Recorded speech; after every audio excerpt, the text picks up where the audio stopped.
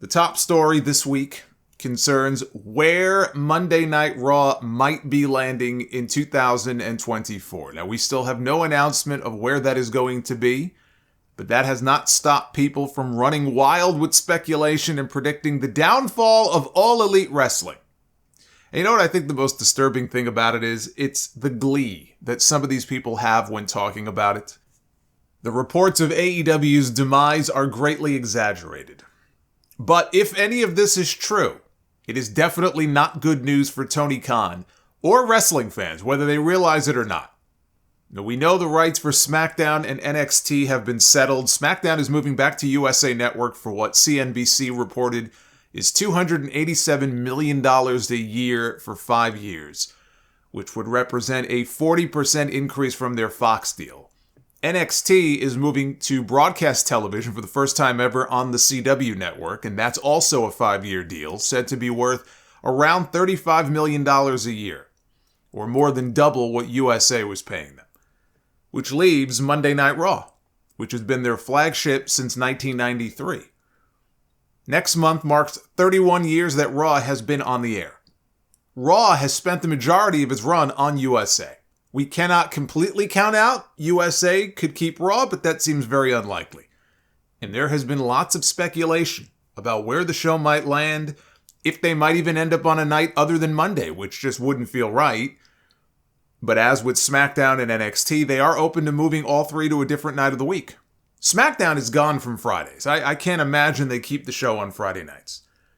There are logistical reasons why they might want to run Raw and SmackDown on back-to-back nights, and maybe run both shows from the same venue or in cities that are in close proximity to each other. So I can see that happening. But Ari Emanuel has said they are open to anything. They are keeping all of their options open. They have had interest from multiple parties, cable and streaming. If they land on a streamer, let's say like Amazon, as I pointed out before, that would give them 3 shows on 3 different platforms. They would have broadcast TV covered, cable TV covered, and streaming covered. So it would cover all the bases, but it comes down ultimately to this. Who can offer the best deal? WWE is said to be looking for $400 million per year for the rights to Raw. On a 5-year deal, that would be $2 billion, which would easily be their biggest rights deal ever. They got $1 billion from Fox for 5 years of SmackDown. And Fox just dumped them because they weren't getting the return on investment that they had hoped for, even though the numbers they pull, especially in the demo on Fridays, is actually pretty good. But advertisers don't like wrestling, right? Or at least not the ones that networks like Fox are looking for. So they got dumped. And if Fox paid $1 billion for SmackDown and had buyer's remorse, who's going to pony up double that for Monday Night Raw? Because that's really all we're talking about here. This is not for the complete media rights package for WWE. This is strictly for one show. This is strictly for the rights to Raw. It's a very ambitious number. But a lot of analysts have said they expect the final deal to be somewhere in the range of $380 or $390 million a year, which would still be a massive increase. Right? So instead of 50%, it would be 46%. I mean, big deal. That's still a huge jump if they can get it. I mean, the bubble hasn't burst yet. People keep talking about the bottom falling out from all these sports rights deals. It hasn't happened yet. NASCAR just signed a 7-year deal worth almost $8 billion. And that's with multiple partners. They've got Fox, they've got NBC, they've got Warner Brothers Discovery, they've got Amazon involved. They got everybody in on that deal. WWE is not going to get NASCAR money, but that's how they see themselves. They are the NASCAR of wrestling. So if we still don't have any news, then what are we talking about here? Well, this latest frenzy got started this week by Dave Meltzer on Tuesday while away on his vacation. I could just see him on the beach sipping Mai Tais, jumping on his phone and posting the most vague tweet possible. He tweets, "Things are changing greatly. Let's just say things changed greatly with Raw negotiations from a few weeks ago, and Punk is a huge part of the selling point." So he vague tweeted, which is great because he literally cannot be wrong. Whoever it ends up being that they signed with, he could just say, well, that's who I was referring to, regardless of who it ends up being. It's very annoying. If you have something to say, just say it, especially when you know how psychotic people in this community are when it comes to this kind of stuff. But he wouldn't say who or what he was referring to at first. The implication, though, was that it was Warner Brothers Discovery, which of course is in business with AEW and airs all of their shows on TNT and TBS. They always seemed like a long shot, but they were never 100% out of the running. I mean, Warner was rumored to be interested in possibly buying the company when they were looking to sell earlier this year. Tony Khan even said that he might be interested in putting in a bid for WWE, as if they would ever actually sell to him. But the WBD rumors have been out there for a while. There just didn't seem to be any legitimacy to them, especially after there was a report in October that said Nick Khan came to them and he got turned down. And WWE also figured it was a long shot anyway because they believe that Warner owns a percentage of AEW. Now, that has never been confirmed, but Tony Khan, when he was asked about it, he never denied it. All he would say is that I own 100% of the voting stock and I have 100% of the decision-making power. He never denied it. So it sure sounds like Warner is more than just the media rights partner for AEW. That alone, though, would not prevent them from doing business with WWE just because they might own a piece of the company. Meltzer later added to his vague tweet on Wrestling Observer Radio saying negotiations between WWE and Warner Brothers Discovery were thought to be dead, but that CM Punk has potentially opened up what may have been a shut door. Either that or he had the Young Bucks kick it down for him. How open that door is, he says, or what's going to transpire, I don't know, but Punk is a significant player, and that's one of the reasons he's going to be at the house show in Los Angeles this week. Everyone's headquarters is in LA, and I'm sure they're going to invite everyone that they are courting there. Now, he misspoke because there is no house show in Los Angeles this week. Punk has been announced for a house show at the Kia Forum on December 30th, the same day as the World's End pay-per-view.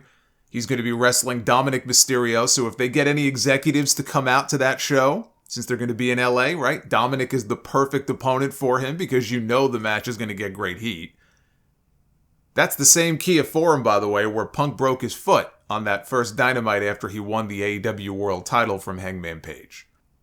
Meltzer also said the current WWE regime is not as concerned about exclusivity in its TV rights deals. I will bet a lot of that has to do with the MLW antitrust lawsuit, which coincidentally was just settled this week. I'll have more on that later. You know, I mean, when the monopoly gets taken to court for being a monopoly, it's probably best for them to pretend not to be a monopoly, at least for a while. The next morning, Mike Johnson on PW Insider chimed in with his own report to follow up on this.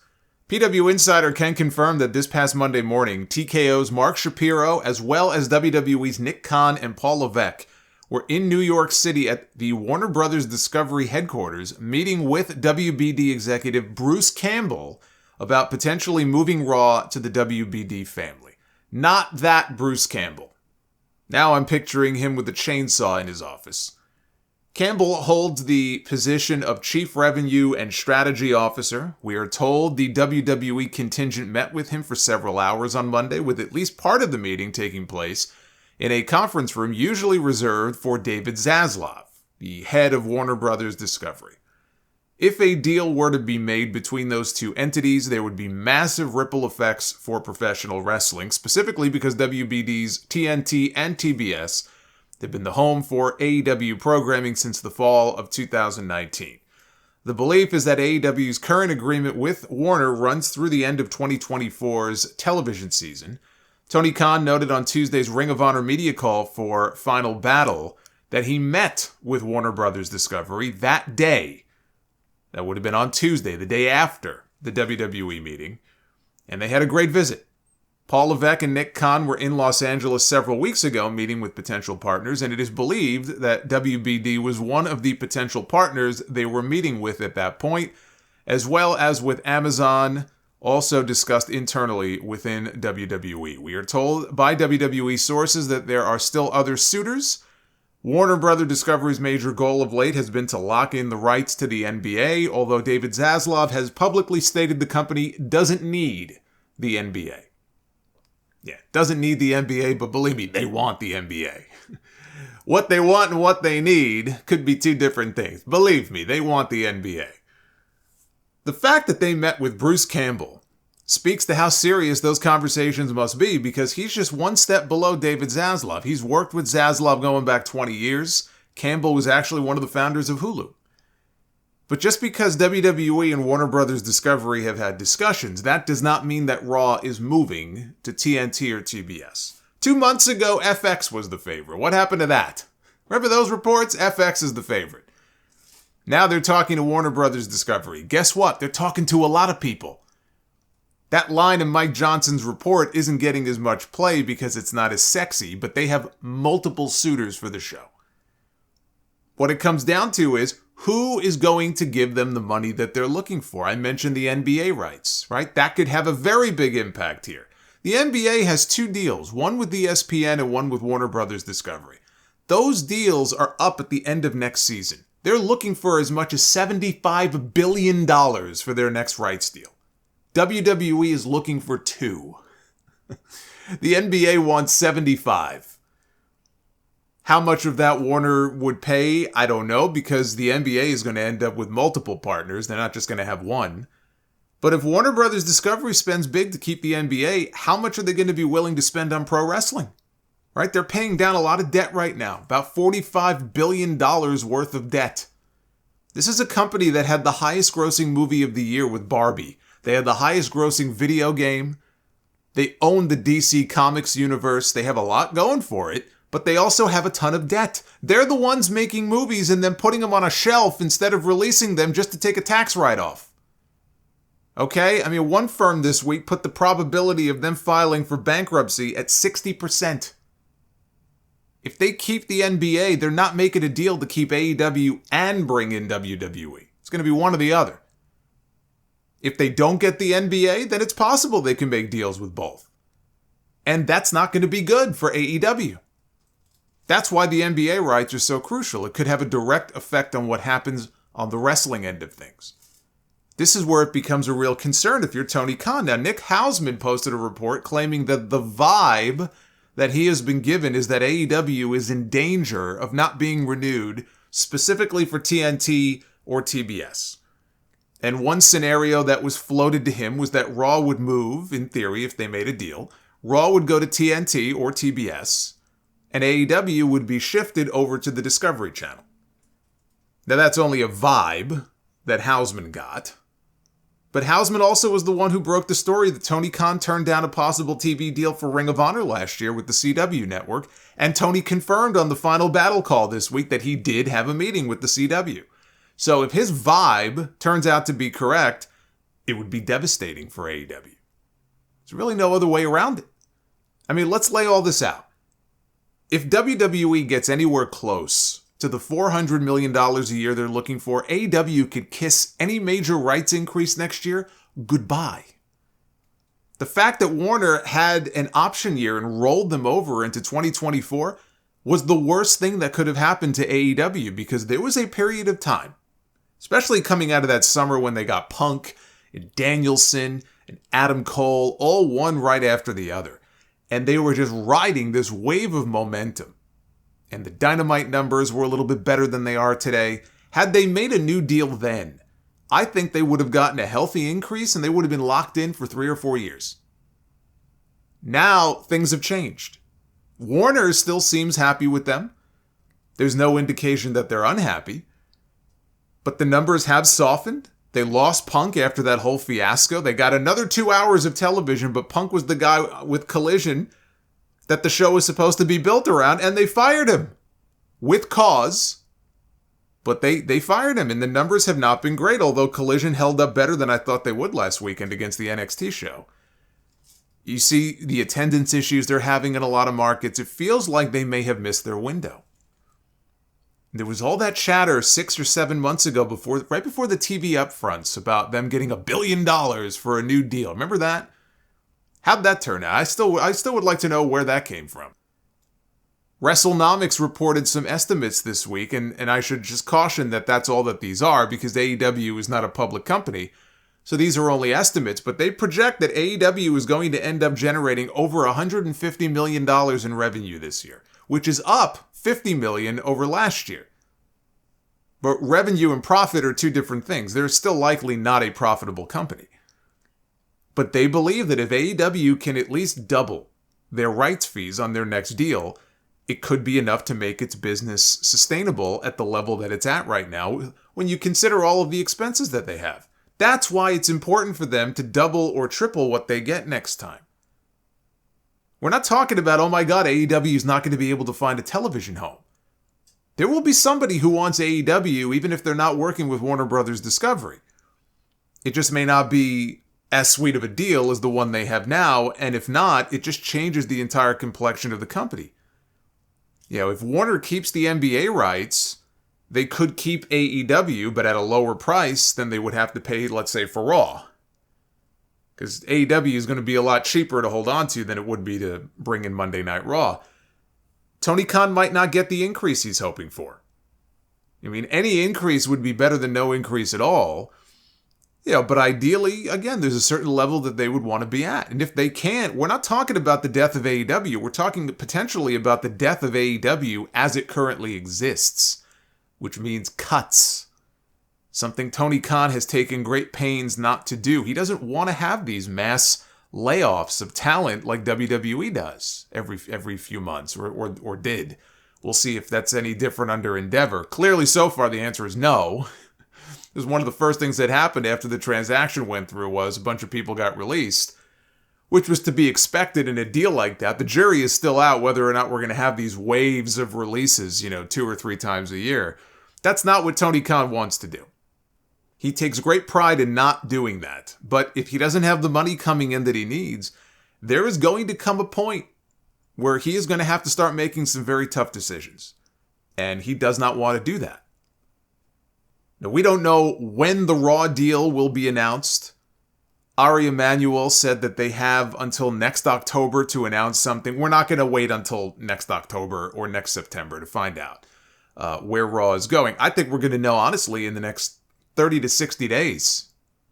But there's still time enough where if they were to start discussions soon with AEW about a renewal, Warner could use this as a way to keep that renewal cost lower than they would otherwise have gotten from, gotten AEW for.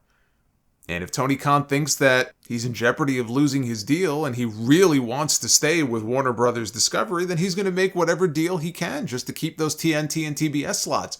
Those slots are very valuable. But, these people are sharks. They're not motivated, these TV people, they're not motivated by loyalty, they're motivated by money. Tony Khan has been very loyal to Warner Brothers Discovery. He wanted Ring of Honor on one of their stations. He wouldn't shop it around anywhere else. But Warner didn't want it. For them, it may just be that loyalty is a one-way street. Tony Khan could soon learn that lesson the hard way. He may end up having to rebrand those TNT and TBS titles. The Discovery title may be coming in 2025. Meltzer says CM Punk opened a door that may have been previously closed. Other sites are saying the Punk involvement here may be overplayed.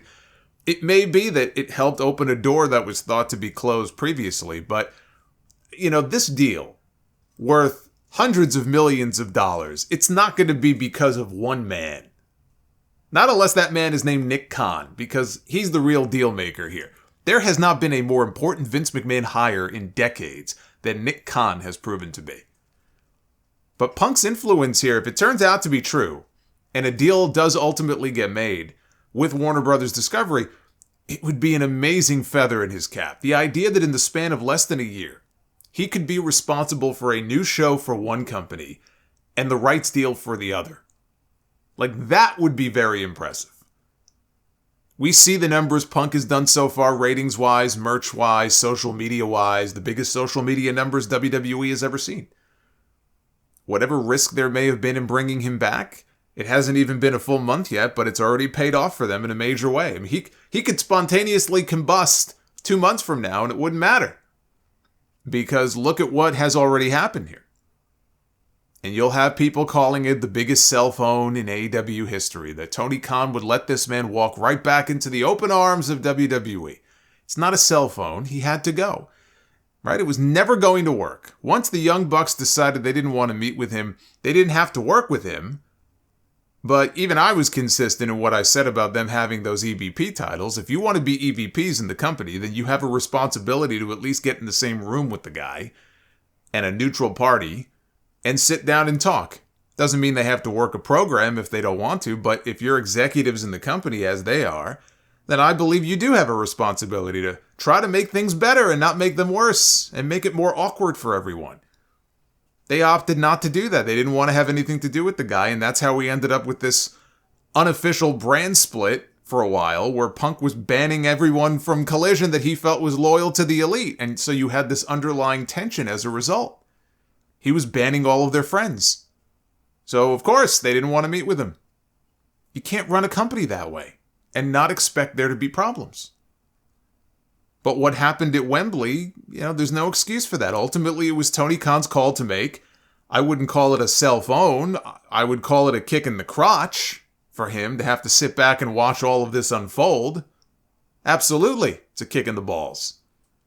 And if it was all handled differently from the get-go by him, maybe this all could have been avoided, but it's ancient history now.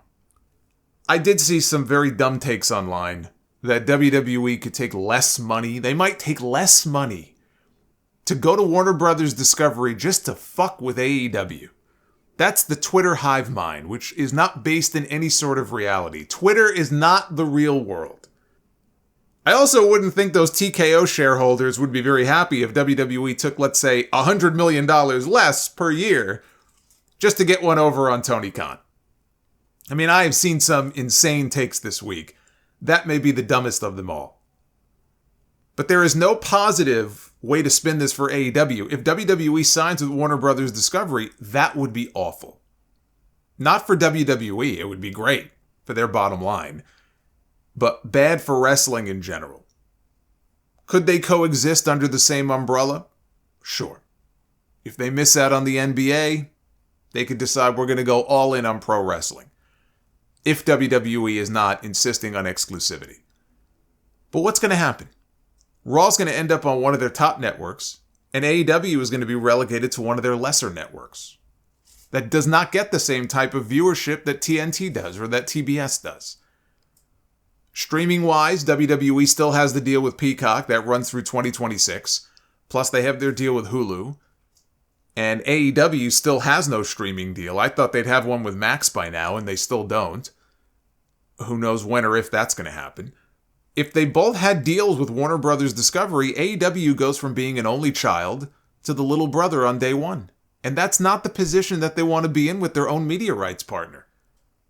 It's no different than if Tony Khan had made that deal last year with the CW for Ring of Honor, and then the CW goes and makes a deal for NXT. Ring of Honor would instantly become number 2 on their own network. It's a bad look. So I hope Raw ends up with anybody but Warner Brothers Discovery. The last thing the wrestling business needs is a repeat of 20 years ago, with their competitor being booted off of TNT and TBS. We're not talking about AEW dying like WCW died because, AEW's numbers are such they would find another partner. Look, when you have a television show, people can mock Dynamite and where's the million? No Millie and all this bullshit you see every single week. The reality is this. You have a television show that is still pulling in 800,000 to 900,000 viewers every single week, pretty consistently. And they usually have like a 0.3 in the demo. Routinely outperforms most, if not all, of the other shows on their own network. Someone is going to want to do business with AEW. They just might have to downsize if they're getting less money. But I have lived through this movie before as a fan, and it sucked. I cannot imagine the sequel being any better. WCW made a lot of dumb mistakes. They had a much bigger hand in their own demise than WWE did, even though Vince McMahon loves to take credit for putting his competition out of business. People made Jamie Kellner at Turner the villain in the story. He hates wrestling, and that's why he pulled the plug on Nitro and Thunder. He thumbed his nose at wrestling. In reality, he once tried to make a deal with Vince McMahon when Kellner worked at another network. And the investors that Eric Bischoff put together had a clause in their purchase agreement that if WCW ever got canceled, they would get to keep the time slot and use it for something else. They would basically have been holding the time slot hostage. They got greedy, and it blew up in their face. That part of the story never gets told.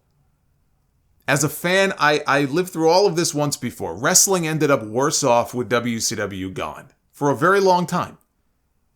WWE wasn't being challenged anymore. They didn't feel threatened.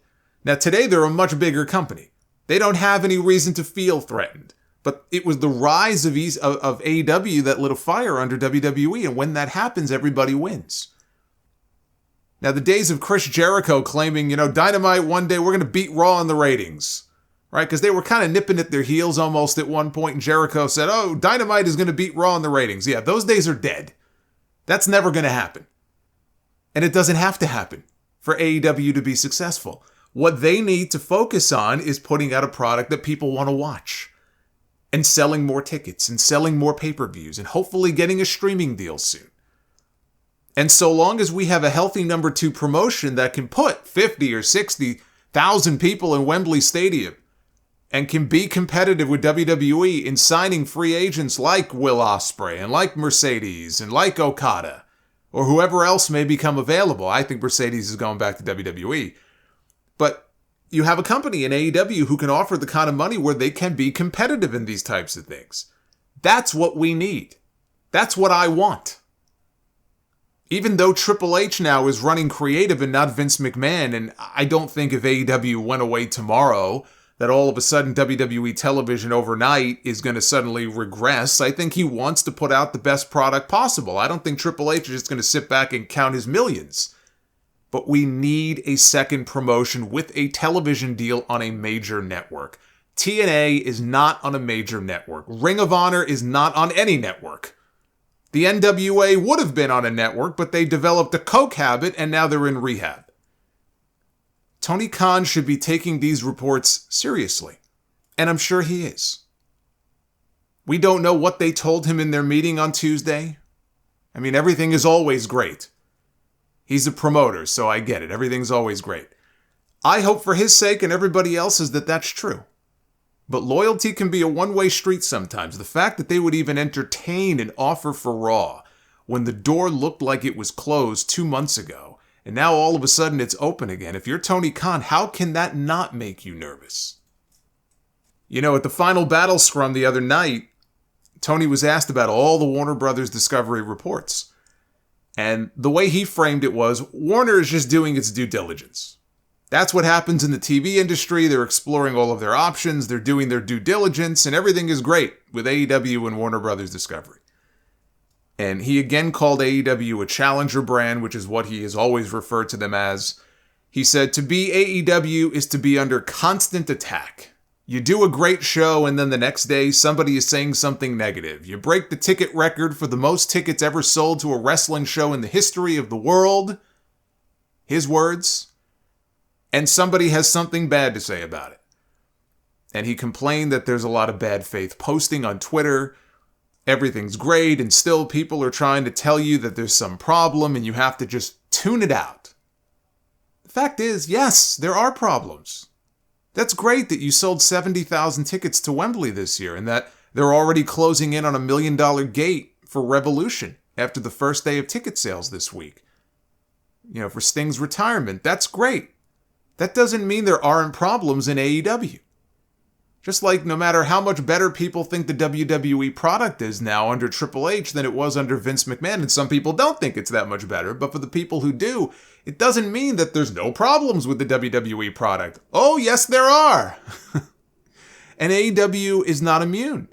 And it's okay to say that. But I'm listening to him, and it reminded me of that Vince McMahon interview last year on Pat McAfee's show, where he said, I just tune out all of the negativity. I just tune it all out. I pay no attention to it, all the criticism. I only focus on the positive. I agree that there are people who post in bad faith, and there are a disturbing number of people who want this company to fail. I've never seen anything like it, ever. With any wrestling company ever that has ever existed, I've never seen this many people who actually wanted a company to die. But there are also people offering constructive criticism, who want to see the product be the best that it can be, and see certain stars utilized better. And it's sad that that seems to be getting drowned out by all the other noise that this guy gets on a daily basis. AEW is the most successful alternative to WWE that has come along in 25 years. That's what I mean when I say that a deal like this would be bad for AEW. And whatever assurances they may have given him this week during their meeting, he can frame it however he wants. But if you are Tony Khan, there is very good reason to be nervous.